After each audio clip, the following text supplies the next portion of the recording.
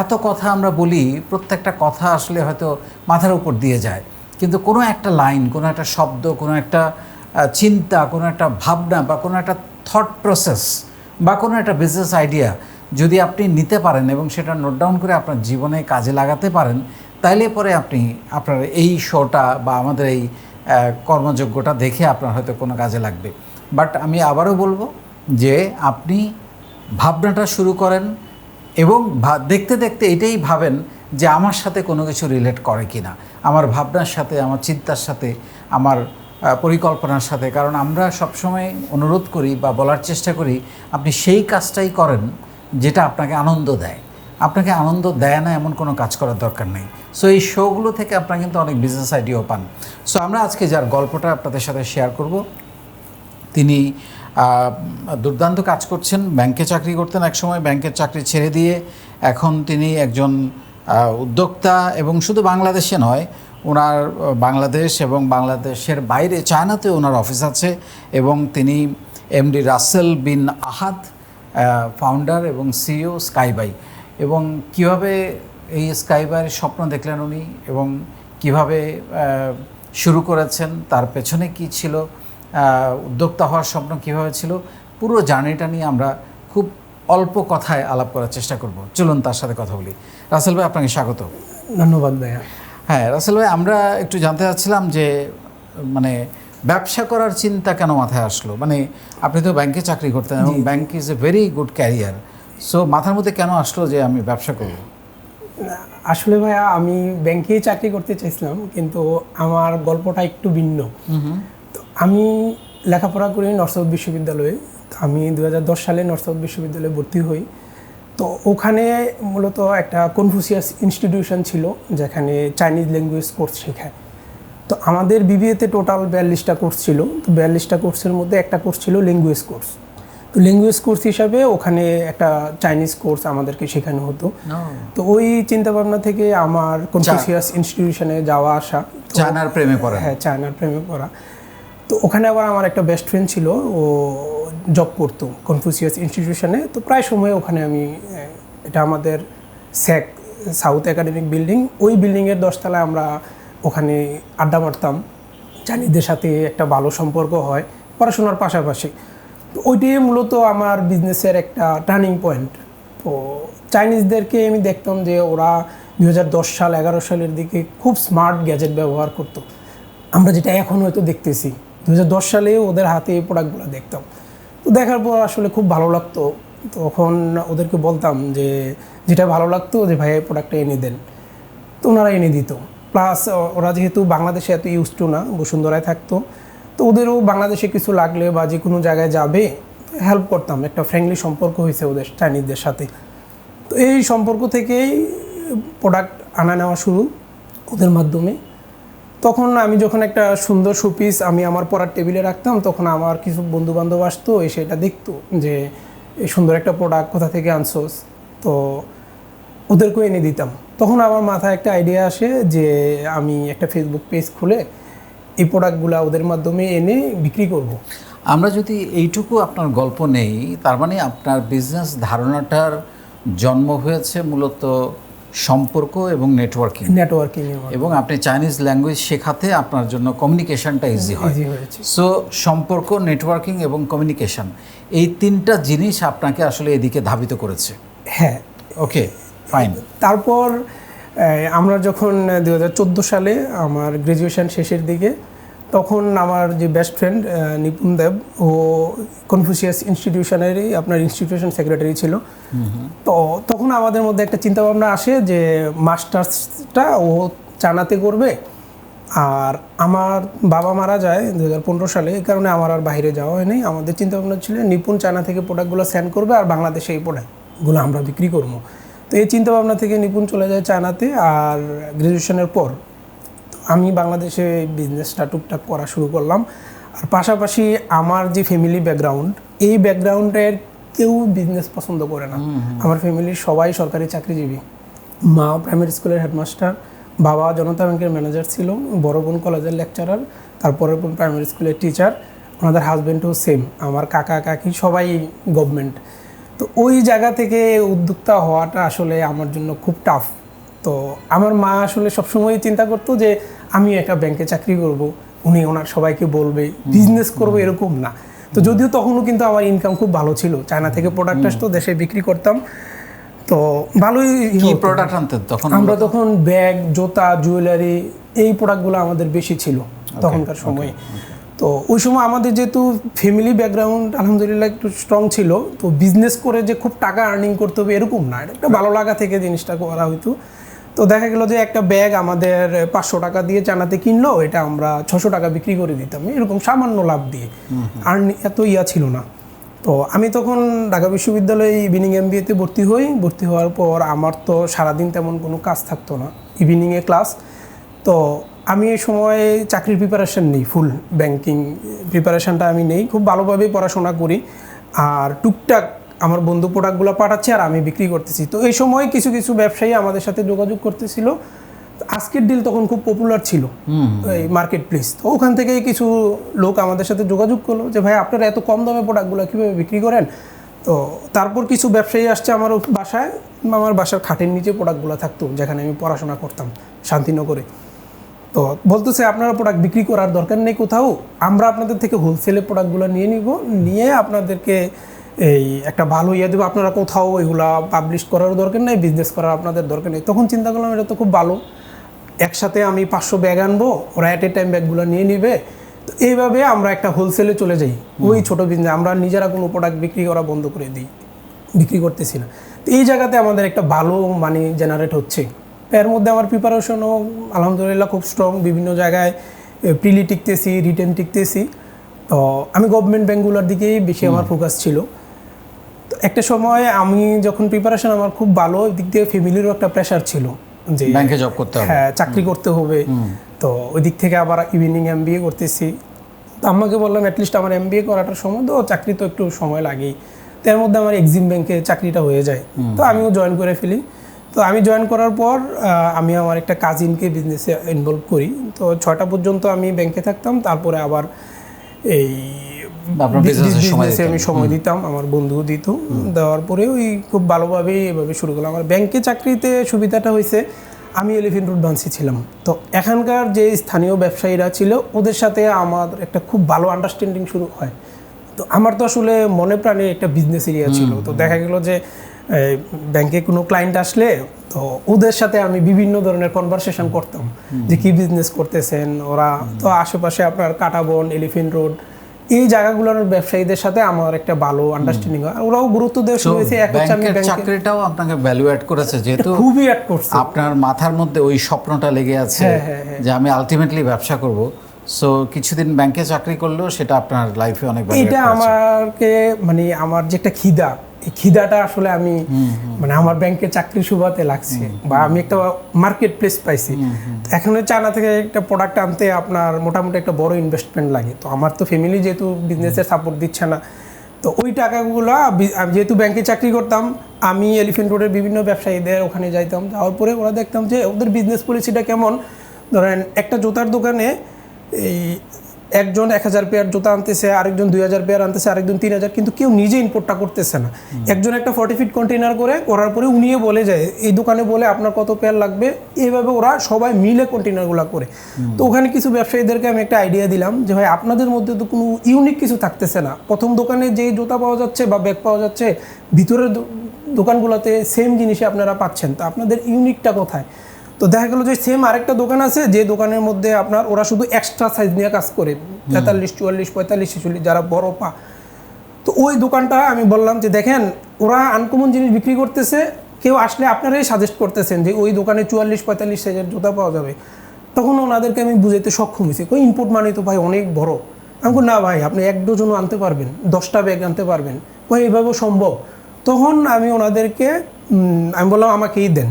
তো যেহেতু চাইনিজদের সাথে আমার চলাফেরা ছিল, ওই কারণে আমি চায়নাতে আপনার যত অ্যাপ ছিল চায়নাতে কিন্তু অনেক আগে থেকেই সবাই আপনাকে বলে নেই, আমরা কিন্তু ব্যবসাটা কিভাবে করতে হয় এটাও শিখতেছি। জি জি ঠিক আছে, আপনার কাছ থেকে হ্যাঁ, আজকে হ্যাঁ, যে এই ব্যবসা কেউ একজন করতে চায়, জি, জি। আপনি যেটা করছেন, সো আপনার কথার মধ্য দিয়ে আমরা কিন্তু সেটা শেখার চেষ্টা জি করছি। এটা আসবে জি জি হ্যাঁ। জি। তো ওই চায়নার যে মার্কেট প্লেসগুলো ছিল ওই মার্কেট প্লেসের সবগুলো অ্যাপ আমার কাছে ছিল। ধরেন আলিবাবা, তাওবাও, JD.com, যত ধরনের পপুলার মার্কেট প্লেস চাইনিজ ব্যবসায়ীরা মূলত যেখানে প্রোডাক্ট সেল করে হোলসেলে ওই সাইটগুলো আমার কাছে অ্যাক্সেস ছিল। তো ব্যবসায়ীদেরকে এই প্রোডাক্টগুলো আমি দেখাইতাম। এটা আসলে সত্যি কথা বলতে কি এটা আমি ভালো লাগা থেকে করতাম। আমার যে এখানে আর্নিং লাগবে এটাতে আমি প্রফিট করবো এটা আমার কখনো ইন্টেনশন ছিল না। ওকে। তো এইভাবেই ওরাও দেখলাম যে না খুব মজা পাচ্ছে। আমি 7 দিন 8 দিনের মধ্যে এই দেখা গেল যে আমার ব্যাংকে যারা এলসি ওপেন করতো শিপমেন্ট বিজনেসের জন্য, যাদের চায়না ওয়্যার হাউস ছিল, তো আমি 1 ডজন জুতা কিনে আমার চাইনিজ ফ্রেন্ডদের মাধ্যমে ওই ওয়্যার হাউসে দিয়ে দিতাম। দিয়ে দিলে ওরা আবার এটা কাস্টম ক্লিয়ারেন্স করে আবার আমাকে দিত, আমি আবার ওদেরকে দিয়ে দিতাম। তো তখন আমার যে এই জিনিস একটা দেখলাম যে যে পরিমাণ মানে আমি স্যালারি পাচ্ছিলাম এর থেকে কয়েক গুণ বেশি আমার মানে একটা ইনকাম জেনারেট হওয়া শুরু হচ্ছিল। তখন আমার বয়সও খুব কম ছিল, আমার এই আপনার মানে সরকারি চাকরির বয়সও আমার অনেক ছিল। তো তখন হঠাৎ করে আমার মাথায় একটা জিনিস ফিল আসলো যে আমি যেহেতু একটা লম্বা সময় প্রচুর পরিশ্রম করছি, আর আমি যেহেতু ব্যাংকেই আমি চাকরি করতেছি, আমি বাংলাদেশ ব্যাংকের এডির জন্য আমি চেষ্টা করব। তো আমি চাকরিটা ছেড়ে দেই, এই ছেড়ে দিয়ে আমি এই বিজনেসটাও করব, যেটা হচ্ছে আমার একটা প্যাসিভ ইনকাম থাকবে। প্যাসিভ ইনকাম বলতে অনেক হ্যান্ডসাম ইনকামই ছিল, ওইটা চাকরি থেকে অনেক বেশি ছিল, আর পড়াশোনা করব। তো ওই চিন্তাভাবনা থেকে আমি আমার ফ্যামিলির কাউকে জানাই নি, আমার আম্মা কাউকে আমি জানাই নাই, না জানি আমি চাকরি ছেড়ে দিই। তো ছেড়ে দিয়ে আমি আমার ধানমন্ডি এখন যে অফিস, এখানে পাশের 2টা ছোট্ট রুম, ওই 2টা রুম আর 2জন স্টাফ নিয়ে আমি আমার বিজনেসটা শুরু করি চাকরি ছেড়ে দিয়ে। তো বাসা থেকে ছুটটাই পরে আসতাম, আসে সারাদিন এই বিজনেস আর পড়াশোনা। মানে আপনি তখনও যেটা হচ্ছে নিজে কোনো প্রোডাক্ট সেল করছেন না, আপনি অন্যের হয়ে প্রোডাক্ট হ্যাঁ নিয়ে হ্যাঁ দিচ্ছেন। ওইটা সোর্সিং করে সোর্সিং মানে আপনার মূল কাজটাই হচ্ছে সোর্সিং। সোর্সিং করা, আর তখন আমি নিজেও শিপমেন্ট করতাম না, অন্যজনকে দিয়ে শিপমেন্ট করে। এখন আমার একটু জানার বিষয়, মানে আমার যারা শুনছে তাদের জন্য, সেটা হচ্ছে এই সোর্সিং করার জন্য কি কি অভিজ্ঞতা বা কি কি টেকনিক জানা লাগে?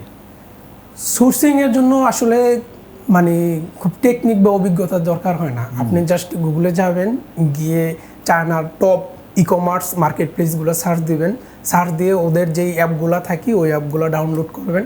ডাউনলোড করার পরে যেই ট্রেন্ডি প্রোডাক্টটা অথবা আপনি যেই প্রোডাক্টটা সেল করতে পারবেন অথবা আপনার সারাউন্ডিং এনভায়রনমেন্টে যে প্রবলেমটা, এই প্রবলেমটার সলিউশন আপনি কি দিবেন, এটাই আপনি যখন ঘাটাঘাটি করবেন অনলাইনে, ওইটাই আপনার একটা বেস্ট প্রোডাক্ট। তো ওই প্রোডাক্টেই চায়না থেকে আপনি তখন সোর্স করতে পারবেন। এখন আমি প্রোডাক্টটা সিলেক্ট করলাম, কিন্তু প্রোডাক্টের ম্যানুফ্যাকচারের সাথে যোগাযোগ করবো কীভাবে? ওই যখন আপনার আলিবাবা বা আদার্স মার্কেট প্লেসগুলোতে আপনি প্রোডাক্টটা সার্চ করবেন, তখন ওদের বিজনেসের এক্সপিরিয়েন্সটা কত বছর, ওদের রেটিং কি, তারপর ওদের সাথে যখন ট্যাক্স দেওয়া হয় ওদের ফ্যাক্টরির যে ইয়াগুলা, এই ছবিগুলা, সব জিনিসগুলো ইনফরমেশনগুলো তাদের থেকে নেওয়া হয়, নিয়ে তারপরে 1-to-1 কমিউনিকেশন করে প্রোডাক্টগুলো আনা সো হয়। এখানে একটা কমিউনিকেশন স্কিল দরকার। হ্যাঁ, কমিউনিকেশন স্কিল তো অবশ্যই লাগবে। ওকে ওকে। তো আমার যখন বিজনেসটা চাকরিটা ছেড়ে দিয়ে বিজনেসটা শুরু করলাম, তখন খুব ভালোই করতেছিলাম। তখন আমি একটা বড় ধরনের ধাক্কা খাই। আমার 3টা ক্লায়েন্ট প্রায় 35 লাখ টাকার মতো প্রোডাক্ট অর্ডার দেয়। তো দেওয়ার পরে ওই প্রোডাক্টগুলো আমি চায়না থেকে আমার চাইনিজদের সাথে পারচেস করি। তখন যেহেতু আমি নিজে, আমার চায়না ওয়্যার হাউসও ছিল না, বাংলাদেশেও আমার নিজস্ব লাইসেন্স ছিল না, তখন এই প্রোডাক্টগুলো আমি একটা থার্ড পার্টির ওয়্যার হাউসে দিই। তো বাংলাদেশে কীভাবে জানি এটা একটা বাজে ব্যবসায়ীর হাতে পড়ে যায় আমার এই প্রোডাক্টটা। তো ওই কন্টেনারটাতে উনি বৈধ অবৈধ অনেক ধরনের প্রোডাক্ট হতে করছে। করার পরে এই কন্টেনারটা আমি কাস্টমারদের সাথে আমার প্রতিশ্রুতি ছিল যে আমি 45 দিনের মধ্যে ওই মালটা আমি ডেলিভারি দিয়ে দিব। তারপর আমি 45 দিনের মধ্যে আমি দিতে পারি নাই। তো দিতে না পারার কারণে কাস্টমাররাও আমার উপরে মানে আমাকে বলতেছিল যে ভাই, আমাকে কখনো খারাপভাবে নাই, তো আমি যা সত্য তাই বলছি যে ভাইয়া এরকম আমি তো এটা পারতেছি না। তখন আমার ছিল কি, আমি সবসময় মান সম্মান ভয় পাই, যেহেতু শিক্ষকের ছেলে, তো আমি খুব ভয় পাই কেউ যেন কোনো বাজে কথা না বলতে পারে। তো এই কারণে আমার চাকরির যখন ছিল তখন আমি আর আমার ওয়াইফও জব করে, তো দুজনেরই একটা যৌথ ব্যাংক অ্যাকাউন্ট ছিল। একটা ডিপোজিট ছিল, আমরা মান্থলি প্রায় 40,000 টাকার মতন একটা ডিপিএস ছিল আমাদের। এটার চিন্তা ভাবনা ছিল যে 2029 সালে এটা ম্যাচিউর হবে, তখন আমরা ঢাকা শহরে একটা ফ্ল্যাট নিব, এই চিন্তা ভাবনা থেকে এটা করা। তখন ওই প্রোডাক্টটা যখন আমি দিতে পারতেছিলাম না, শাহজালাল ইসলামী ব্যাংকে আমার ছিল, ডিপিএসটা ছিল।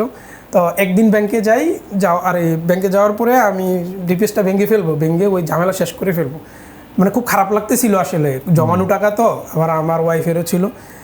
তখন এটা ভাঙিনি। এরকম প্রায় 4-5 দিন যাওয়ার পর আমি ফাইনালি এটা ডিপিএসটা ভাঙার পরে আমি আমার কাস্টমারদেরকে বলছি, যে 3 জন ক্লায়েন্ট ছিল তখন, বড় ক্লায়েন্ট, তো ওনাদেরকে বলছি যে দেখেন আপনাদের যে মালগুলো প্রবলেম হয়েছে, আমি 50% প্রোডাক্ট আবার কিনে আপনাদেরকে দেই, আর বাকি যে টাকাটা, ওই টাকাটা আপনাদের যদি বিল হয় 4 লক্ষ টাকা, আপনি আমাকে 2 লক্ষ টাকা দিবেন। এভাবে 1 মাসের মধ্যে বা 2 মাসের মধ্যে এটা সমন্বয় করে নেব। ওরাও খুশি হয়েছে।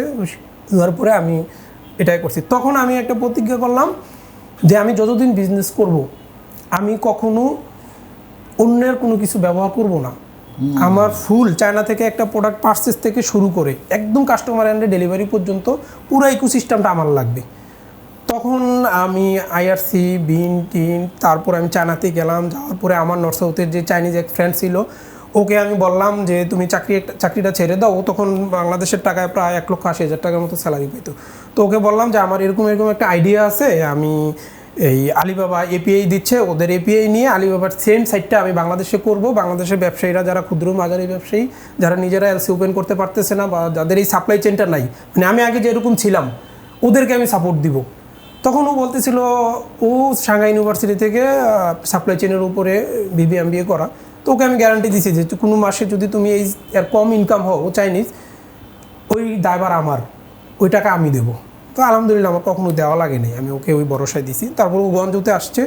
তা আসার পরে ওখানে ওই এক্সপোর্টার হিসাবে ও একটা কোম্পানি, ড্যানপেং ইন্টারন্যাশনাল, ও কোম্পানি করছে। আর এখানে আমি স্কাইবাই ইম্পোর্টার। তারপর যত ধরনের ডকুমেন্ট আছে, আর যেহেতু আমি আমার যে সিএনএফ এখানে একটা বড় ফ্যাক্ট। তো সিএনএফ যদি ডিসঅনেস্ট হয় তাহলে বিজনেস একদম শেষ। তো এই জায়গাতে আমার লাগ ভালো যে আমি নর্থ সাউথে যে আমার একজন বেস্ট ফ্রেন্ড ছিল তামিম, ওকে পাইছি। ও আবার চট্টগ্রাম বন্দরে একদম 2015 সাল থেকে ও কাজ করতেছে। ও খুব অনেস্ট। ইভেন ওর অনেস্টি কীরকম, বাদ্যযন্ত্র হারাম দেখে ও বাদ্যযন্ত্র করবে না কোনো শিপমেন্টে। এরকম সিএনএফটাও আপনি করলেন না কেন?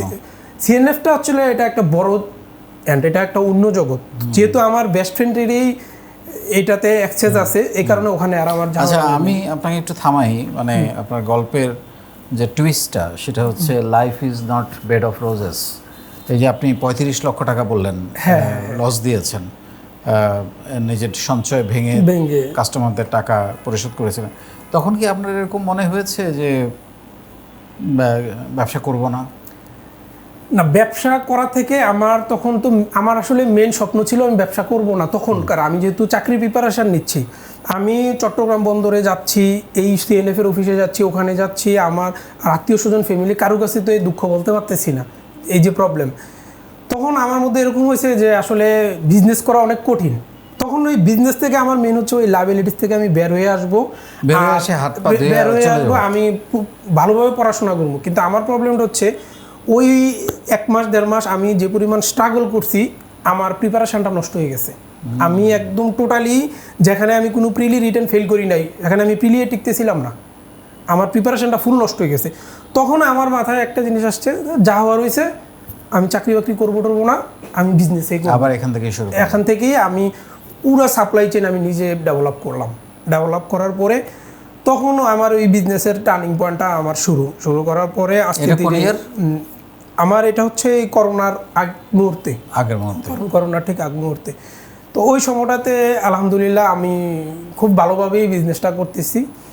তখন করোনায় কি ডিস্টার্ব করেছে? করোনায় আমার বিজনেস অনেক ভালো হয়েছে। হ্যাঁ, করোনায় আমার একটা ভালো প্রফিট জেনারেট হয়েছে। সব বন্ধ ছিল, শুধু প্রোডাক্ট আনতে পেরেছি। আর করোনার সময় আপনার অনলাইনটা খুব পপুলার ছিল, সবাই যেহেতু ফিজিক্যালি কিনতে পারে নাই, তখন করোনাতে আমাদের অনেক ভালো হয়ে গেছে। এখানে আরেকটা বিষয় বলে রাখি, ওই যে আমার যে খিদা ছিল একটা, যে আমি ফ্ল্যাট 2029 সালে আপনার ম্যাচিউর হবে, 2 জনের টাকা দিয়ে একটা ফ্ল্যাট কিনবো। তো এই চিন্তা ভাবনা তো আমার এটা কিন্তু খুব কষ্ট লাগছে, আর জিনিস তো শেয়ারও করতে পারি না কারো কাছে। তারপর থেকে এই আস্তে ধীরে আমি 3জন স্টাফ 4জন স্টাফ এরকম করতে করতে আমি বাড়াইলাম। আর যেহেতু আমার ইকোসিস্টেমটা আমার সম্পূর্ণ নিজের বিল্ড আপ হয়ে গেছে, তখন আমার ক্লায়েন্ট আরও বাড়া শুরু হয়ে গেছে, এখানে কোনো ডিপেন্ডেন্সি নাই। আর আমি যেহেতু ওই আলিবাবা থেকে এপিআই নিয়ে একদম সেম স্কাইওয়ের ওয়েবসাইটটা আমি করে ফেলার পরে আমরা বিজ্ঞাপনে গেলাম, মার্কেটিংয়ে গেলাম, তখন একটা বড় ধরনের মানুষ আমাদের এখানে ক্লায়েন্ট। আপনাদের সমস্ত ট্রানজাকশন ওয়েবসাইটে হ্যাঁ, সব ওয়েবসাইটে হচ্ছে। সো যে কেউ চাইলে তার স্ট্যাটাস দেখতে পাচ্ছে, কখন কোথায় আছে, ইভেন প্রত্যেকটা মুভমেন্ট টেক্সট যায়। আপনার বিজনেসের আজকে যে জায়গায় এসেছেন, আপনার চায়নাতে অফিস আছে, ওখানে আপনার 12,000 স্কয়ার ফিট আমি শুনলাম। হ্যাঁ, 12,000 স্কয়ার, ওখানে 13 জন চাইনিজ স্টাফ আছে, 13 জন চাইনিজ স্টাফ। বাংলাদেশে কতজন? 70 জন। চায়নার লোকজন আপনার প্রতিষ্ঠানে কাজ করে এবং বাংলাদেশে আরও 70 জন। এই যে টোটাল কর্মযোগ্য তৈরি করেছেন, এটার পেছনে আপনি যদি আমাকে 3টা রিজন বলেন, মানে 3টা ফ্যাক্টর যেটা আপনাকে ক্লায়েন্টের বিশ্বস্ততা অর্জন করতে সাহায্য করেছে, কি কি? আমি আসলে এটা তো একদিনে ঘটে নাই। আমি যখনই যেখানে আটকাইলাম, যেখানে বাধাপ্রাপ্ত হয়েছি, তখনই আমি এই জিনিসটাকে ডেভেলপ করে ফেলছি। তো আমার ছিল সবসময় যে সাপ্লাই চেনটা আমার নিজস্ব থাকবে, আমার কোনো ডিপেন্ডেন্সি থাকা যাবে না। তো ডিপেন্ডেন্সি মানে আপনার নিজস্ব ফুল সাপ্লাই চেন, এটা একটা আপনার স্ট্রেংথ। এটা আমার একটা ফুল। 2 নাম্বার, আপনি যেটা বারবার বলার চেষ্টা করছেন সেটা হচ্ছে কাস্টমারের কাছে সৎ থাকা, কমিটমেন্ট ঠিক থাকা। এই জায়গাটাতে আপনি খুব স্ট্রিক্ট ছিলেন। আমি কম্প্রোমাইজ করি না কখনো, এখনো করতেছি না। আমি আপনার বিরুদ্ধে কোনো কমপ্লেইন নাই। আমি যেহেতু অনেক ক্লায়েন্টদের নিয়ে কাজ করি, তো আমার অজানা ধরেন একটা ক্লায়েন্ট আমার কাছ থেকে এটা চাইছে, কিন্তু ওর মন মতো কিন্তু হয় নাই, তো ও একটা কমপ্লেইন দিতেই পারে, কিন্তু যখন আমি জানি লস আমি আমার ঘাড়ে নেই। তার মানে 3 নাম্বার হচ্ছে আপনি কমিউনিকেশনেও ভালো, মানে আপনি ইন টাইম রেসপন্স এবং কমিউনিকেট করা, কাস্টমার সার্ভিস এক্সেলেন্স যেটা বলি, কাস্টমার সার্ভিস এক্সেলেন্স, সেটা আপনি রাতে ঘুমানোর আগে আমার কমেন্টগুলো আমি সব দেখি, আমার কোন ক্লায়েন্ট কি কমেন্ট করতেছে সব দেখে আমি আবার করি। আমার ইকোসিস্টেমটা এমনভাবে করা, আমার কোন এমপ্লয়ি কি করে, কতটা রিপ্লাই দিতেছে, কাস্টমারদের সাথে ওদের ইন্টারেক্ট এরকম, এটা আমার পয়েন্ট আকারে আমার ডেটাবেজে আসে। এখন আপনি বলেন যে কোনো একজন ক্ষুদ্র উদ্যোক্তা যদি আপনার মাধ্যমে চায়না থেকে প্রোডাক্ট এনে ব্যবসা করতে চায়, তারা কতটা নির্ভর করতে পারে আপনার উপরে? নির্ভর করতে পারে আলহামদুলিল্লাহ। কেন, আমাদের যেহেতু চায়নাতে আমাদের একটা 12,000 স্কোয়ার ফিটের অফিস আছে, তারপর আমাদের 13 জন চাইনিজ ওখানে স্টাফ, আর এটা সবাই দেখতে পারতেছে একদম। বাংলাদেশে 70 জন আমার স্টাফ আছে, একটা 5,000 স্কোয়ার ফিটের অফিস, মানে ফুল যে সাপ্লাই চেনটা এটা যেহেতু আমার। আর ঢাকা শহরে আমার নিজস্ব পরিবহন ব্যবস্থা, আমার 5টা পিক আপ আছে। তো এই যে সম্পূর্ণ ইকোসিস্টেমটা, এটা তো ক্লায়েন্টরা দেখতে পারতেছে। তো এটা এমন না যে একটা প্রতিষ্ঠান হুট করে আমি আসলাম, আমি চলে গেলাম, আমি ফুল একদম ব্যাংকের এলসি থেকে শুরু করে একদম পুরাটা আমার। আরেকটা বড় ফ্যাক্টর হচ্ছে, যেহেতু আমি ব্যাংকার ছিলাম, আমার আপনার ফরেন এক্সচেঞ্জের এই বিষয়গুলো আমি খুব ভালো বুঝি। আমার ব্যাংক থেকে আমি খুবই ভালো একটা সাপোর্ট পাই। যখন আমাদের দেশে ডলার ক্রাইসিস ছিল, তখনও আমি অনেক বড় ধরনের সাপোর্ট পাইছি, তখন আমার এলসিতে কোনো প্রবলেম হয় নাই।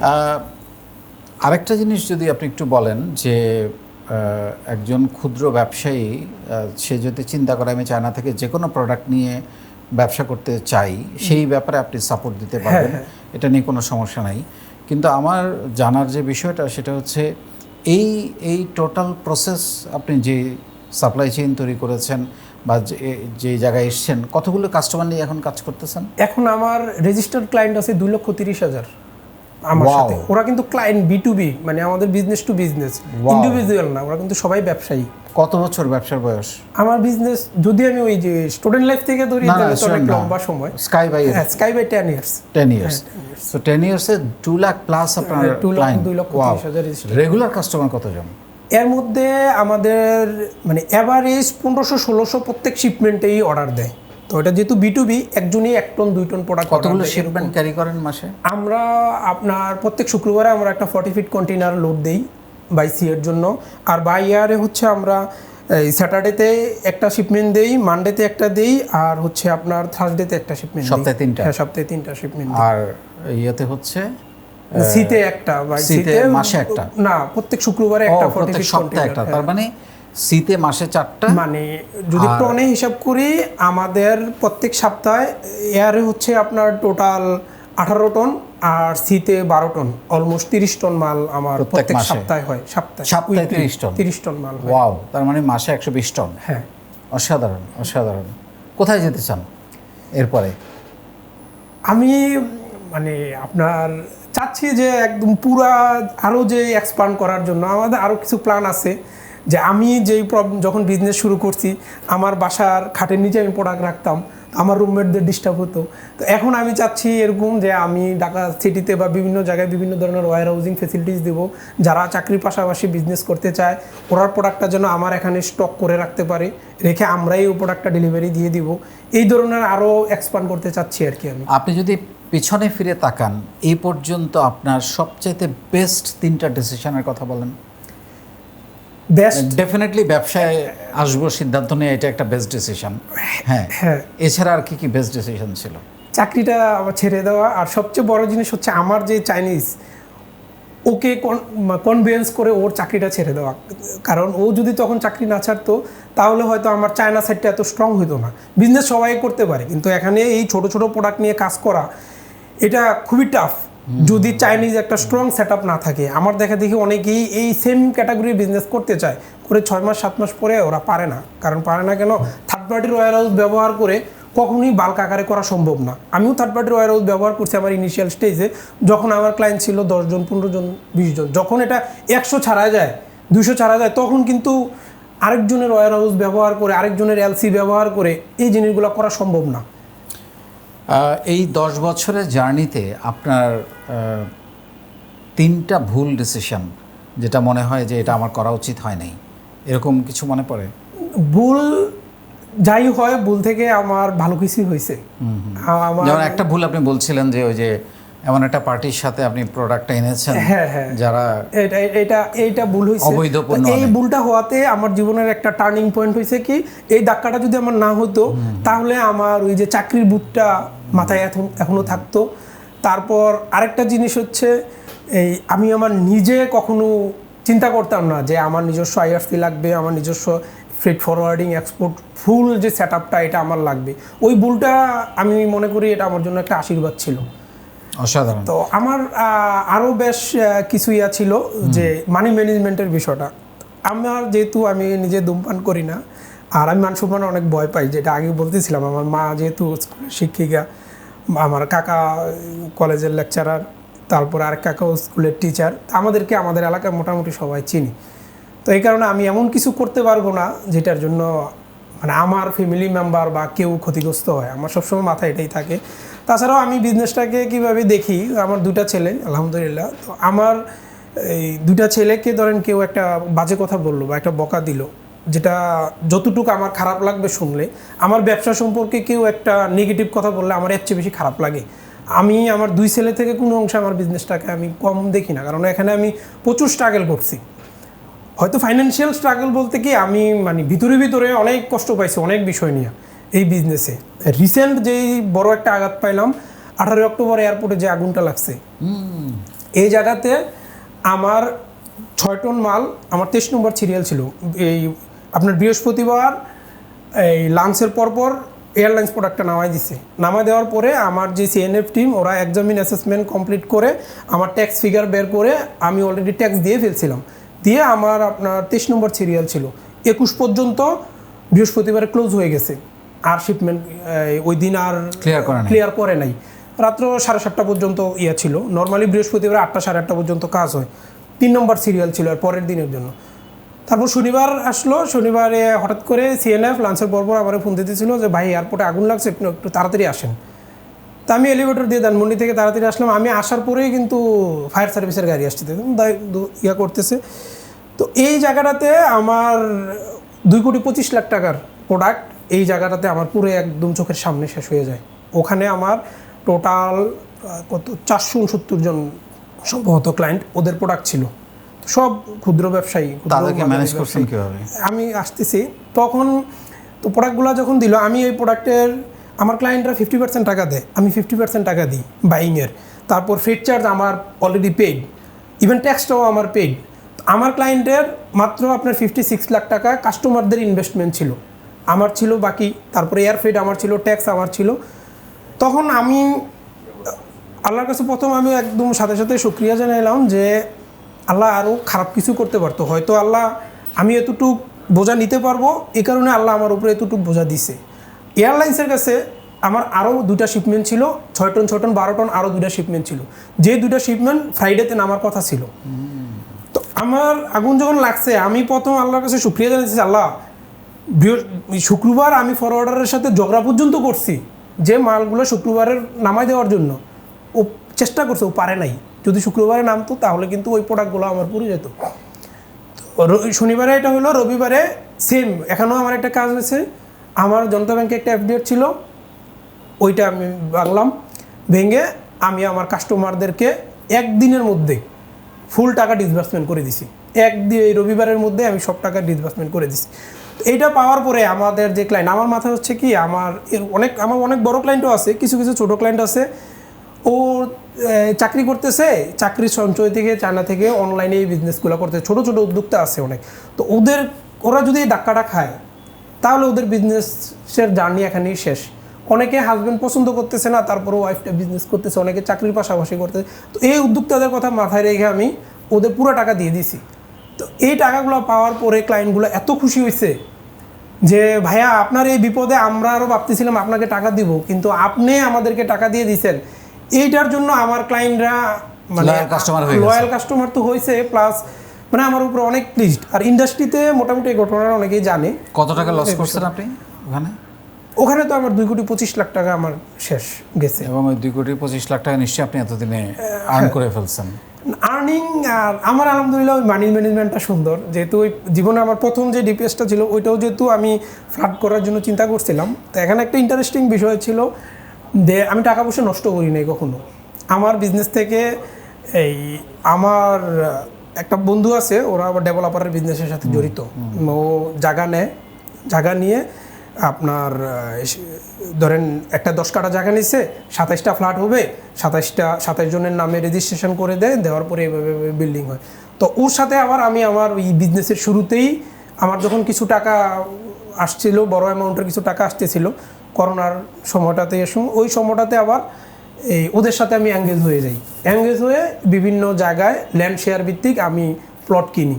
তো প্লট কেনার পর দেখা গেল যে আমি বাড্ডাতে 12 লক্ষ টাকার যে একটা জমি শেয়ার কিনলাম, তারপরে এটা যখন পাইলিং হয়েছে, তো পাইলিংয়ের কাজ শুরু হয়েছে 6 মাস 7 মাস পরে, তখন এটা আমি 20 লক্ষ টাকা বিক্রি করে দিতে পারছি। তারপর আরেকটা বনশ্রীতে একটা কাজ নিয়েছে, এটা 20 লাখ টাকা দিয়ে রাখলাম, পাইলিং শুরু হয়েছে, আমি 28 লক্ষ টাকা বিক্রি করে ফেলছি। মানে আমার টাকাগুলো আমি দ্বিগুণ তিনগুণ আমি এখানে করতে পারতেছিলাম এই জায়গাগুলোতে। তারপরে একটা স্টেজে আসার পরে আমি চিন্তা করলাম, যেহেতু আমার ফ্ল্যাটের একটা স্বপ্ন ছিল, আমার দুজন মিলে সঞ্চয় করছিলাম, তো তখন আমি চিন্তা করতেছি যে না, আমি আর এখন ফ্ল্যাট করবো, এটা শেষ পর্যন্ত যাবো এই বিল্ডিংগুলো। তো এই চিন্তাভাবনা থেকে আলহামদুলিল্লাহ আমার টাকা নষ্ট করার কোনো সুযোগ ছিল না। কেন, প্রত্যেক মাসে আমার 2 লক্ষ 3 লক্ষ টাকা আমার এই জায়গাগুলোতে কিস্তি দেওয়া লাগতো। একটা ছাদ হয়েছে, 2টা ছাদ হয়েছে, এরকম। তো এভাবে করতে করতে আলহামদুলিল্লাহ আমার মানে 5টা ফ্ল্যাট এখন হয়ে গেছে।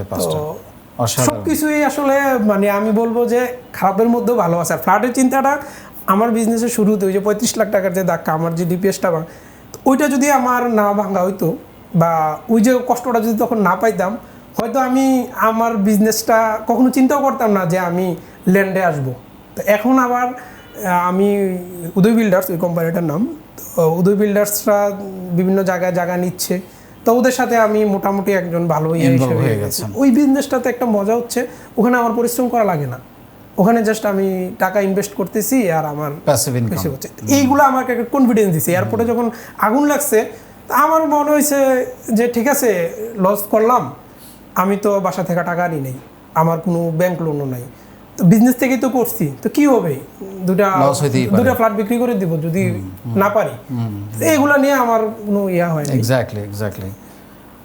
অনেক ধন্যবাদ, আপনার গল্প আমার খুবই ভালো লেগেছে। এটা রিয়েলি এটা একটা চমৎকার গল্প। স্ট্রাগল আছে অনেক, আপনার প্রত্যেকটা সিদ্ধান্ত অনেক সুচিন্তিত ছিল। আপনি অনেকবার হোঁচট খেয়েছেন, বেশ করে 2বার হোঁচট খাওয়ার গল্প তো শুনলাম, একবার 35 লাখ, একবার 2,25,00,000। বাট আপনি যেভাবে নিজেকে এগিয়ে নিয়ে গেছেন, যেভাবে গ্রোথ করেছেন, সেগুলো আপনাকে খুব একটা প্রবলেম ফেলে নেই। এবং আপনি সবসময় কাস্টমারকে গুরুত্ব দিচ্ছেন। কাস্টমারদেরকে গুরুত্ব দিচ্ছি। তো আরও এগিয়ে যান, আরও অনেক বড় হন, এটাই দোয়া করি ইনশাল্লাহ। জি ভাইয়া। থ্যাংক ইউ ভাইয়া ওই যে আপনার তো বিভিন্ন দেশ ঘোরা হয়, তো আমি খুবই খুশি হব যখন আপনি যদি চায়নাতে ভিজিট পারপাসে কখনো যাওয়া হয়, আমরা চায়নাতে কি করতেছি, চায়নাতে আমাদের অপারেশনটা কিভাবে হয়, এটা যদি আপনি শ্বশুরকে দেখেন আমি খুব খুশি হব ইনশাল্লাহ। কখনো চায়না আপনার গেলে দাওয়াত রইলো চায়নাতে। নিশ্চয়ই নিশ্চয়ই। Thank you ji, thank you ঠিক ভেরি আছে মাচ। ভাইয়া। শুনলেন ওনার গল্প এবং ওনার অভিজ্ঞতা। যেটা বলা হয় আসলে বিজনেস সহজ কেন জিনিস না, কিন্তু এটা আসলে খেলতে হয় এটা নিয়ে। এটার মধ্যে এক ধরনের আপনার চেষ্টা থাকতে হয়, এক ধরনের খিদা থাকতে হয়। শুধু চেষ্টা দিয়েও হয় না, এটা আসলে নিরন্তর ক্ষুধা দরকার, তৃষ্ণা দরকার, যে আমাকে এটা অ্যাচিভ করতে হবে, স্বপ্ন দরকার, এবং সেটার পেছনে ছুটতে হয়। এবং আপনি হোঁচট খাবেন, পড়ে যাবেন, হেরে যাবেন, আবার আপনি দেখবেন যে উঠে দাঁড়াবেন, এবং উঠে দাঁড়ানোর পরেও বিপদ আসতে পারে, আবার লস হইতে পারে। আমরাও লস করেছি। আমি আমার গত 23 বছরের উদ্যোক্তা জীবনে অনেক টাকা বিভিন্ন সময় লস করেছি, কিন্তু পড়ে যাইনি। কারণ পড়ে যাইনি এই কারণে যে যতবারই লস করেছি ততবারই আমি আরও দ্বিগুণ উদ্যমে হাঁটার চেষ্টা করেছি সেই লসটাকে রিকভার করার জন্য। নিশ্চয়ই আজকের গল্প থেকে আপনি কোনো না কোনো বার্তা নিতে পেরেছেন, এবং সেই বার্তাটাই হয়তো আপনাকে আগামী দিনে এগিয়ে যেতে আরও অনেক বেশি সাহায্য করবে। ভালো থাকবেন। আসসালামু আলাইকুম।